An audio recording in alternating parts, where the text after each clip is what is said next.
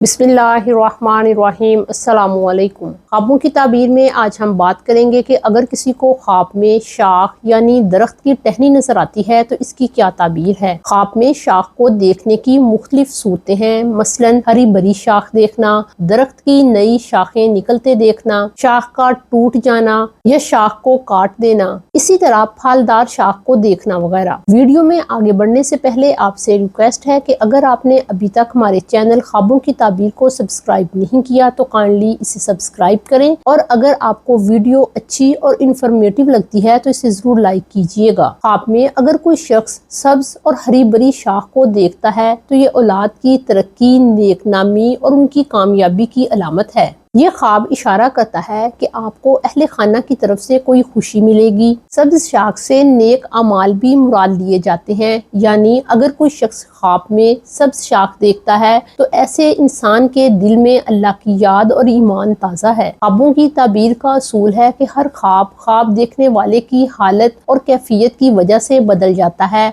यानी अगर कोई कंवारा शख्स जिसकी शादी नहीं हुई वो ख्वाब में सब्ज शाख को देखता है तो इससे ये मुराद होगा कि आने वाले दिनों में उसकी शादी होगी। इसी तरह एक इंसान निकाह के जरिए एक खानदान से जुड़ता है, और अगर यही ख्वाब एक ऐसा शख्स देखता है जिसकी शादी हो चुकी है तो इससे ये मुराद होगा कि उसको अल्लाह ताला औलाद की नेमत से नवाजेंगे। ख्वाब में अगर कोई शख्स खुश्क और सूखी हुई शाख को देखता है तो इससे ये मुराद है कि उसे कोई माली या जिस्मानी परेशानी और नुकसान पहुंच सकता है, या खानदान का कोई शख्स बीमार हो सकता है, या ख्वाब देखने वाले के हालात तंग हो सकते हैं। ऐसा ख्वाब ये भी बताता है कि ख्वाब देखने वाले के तल्लुकात अपने रिश्तेदारों के साथ सदमोहरी का शिकार हो सकते हैं। ख्वाब में अगर कोई यूं देखता है कि उसने किसी शाख को काट दिया है तो इससे ये मुराद है कि ख्वाब देखने वाला अपने किसी बहन भाई या औलाद के साथ नाराज होगा और उसके साथ ताल्लुकात को ख़त्म कर देगा। ख्वाब में अगर कोई शाख खुद ब खुद टूट जाती है तो इस बात की अलामत है कि उसे किसी रिश्तेदार की जुदाई को बर्दाश्त करना पड़ेगा। ख्वाब में अगर कोई शख्स दरख्त की शाख को